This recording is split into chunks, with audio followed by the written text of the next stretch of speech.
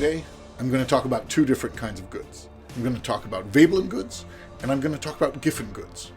Now, why is that interesting to you as innovators? What does this have to do with innovation? Well, first of all, new knowledge is always good when you're trying to innovate. Second, these things are pretty interesting when it comes to things like price points and markets and who do you serve and what are you trying to do. So follow along and there'll be a couple of tips at the end. First off, this is a Veblen good. It's a yacht. It's a super yacht. It might even be a mega yacht for all I know. It's definitely not for the poor. Now, what makes it a Veblen good instead of just an expensive good? So let's talk about that for a moment. First off, this is a price and demand kind of axis. So on one we have demand, on the other we have price. Price and demand.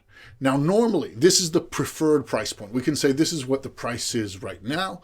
And when it comes to a normal good, if the price rises, demand goes down. If the price is lowered, demand goes up. That's how normal goods work. The more expensive they are, the less demand there is for them because people can't afford them. The cheaper they are, the higher the demand because people can afford them.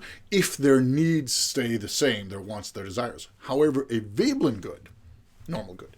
A Veblen good, however, functions a little bit differently because the more expensive it gets, the more the demand there is. This is what makes it a Veblen good.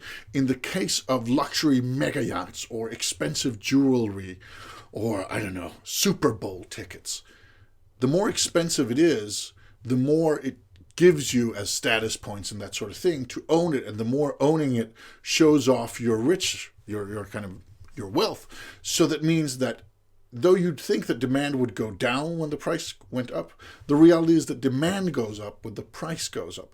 Now, of course, at some point it flips. At some point, people can't afford it anymore. That's a theoretical discussion. But if you're dealing with a Veblen good, then raising the price will increase demand if you can get away with it. And that's pretty interesting. Now, the other type, the Giffen good, here is a bowl of rice, as an example, is a completely different beast. And this to me is super, super interesting, super intriguing, because once you've heard of it, it's like, oh yeah, this makes sense. But before, it makes, what are you talking about? So again, we're going to show, here's Giffen Goods. Here's the price demand axis from before. Now this is how a Giffen good works. And I admit it looks a little bit weird. And when a Giffen good, for example, rice is cheap. When it's cheap, demand isn't that high. You don't use that much money on the rice because the rice is cheap. Now at some point, the more the expensive the rice becomes, the more money you use on rice. Because why? Because not only do you buy more rice, then you also have less disposable income to buy the substitutes. Let's say you are a poor family in, what could we say? In India. You are a poor family in India, or a medium poor family in India. Now, some of your money can go towards rice because it's food. It works. Provides sustenance. And the more expensive rice becomes, the more money you will have to spend on the rice, and the less money you will have for things like meat, chicken, extra vegetables, that sort of thing. So at some point, we reach this point, which is where the Giffen good, in this case the rice, swallows up all the disposable income. And once you're past that point, then it becomes too expensive to afford it. But as long as you're going towards there, then you're going to need it more. Because if the price of rice doubles, and we eat mostly rice in my family, then we're going to have to spend double as much money on rice, leaving us even less money to spend on meat. Therefore, meaning we need to get the rice instead of the meat for that last portion. While the other way around, the cheaper the rice is, the less of our meals need to be rice, because then we can afford nicer things like, in this case, meat. And again, if the Giffen good tips over and becomes too expensive, then suddenly we can't afford it, so we start looking for other things. But it's pretty interesting that a Giffen good, once you kind of understand how it works, it makes a lot of sense. And that is that the more you need it, the more of it needs to fill kind of your needs in total.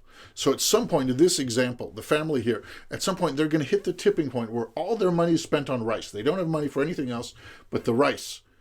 And the lower that price is, the less they need the rice, because then they can use some to spend on other things. I hope the graph helps a bit, because I know my explanation got a little bit confusing. I managed to confuse myself, which is good. Why is this relevant? What are a couple of questions you should ask yourself?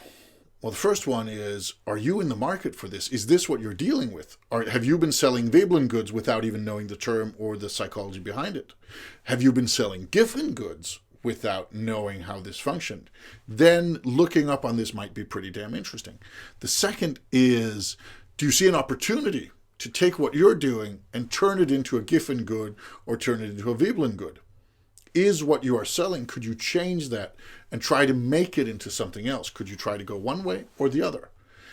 And finally, and this one is super relevant for many people, the reason I include the rice field, I know it's the second picture of a rice field, but I think rice fields are beautiful, is that if you are selling equipment to rice farmers, then how the Giffen Goods rice, in this case, how that performs is super relevant for your job. There are a lot of us who are tied into industries because they're our customers or our clients come from there, or are the people who buy our things or consume our services, whatever that may be, they come from somewhere else. So if you are coaching elite athletes, then if there's no sports being done because of Corona, for example, then your market is going to suffer.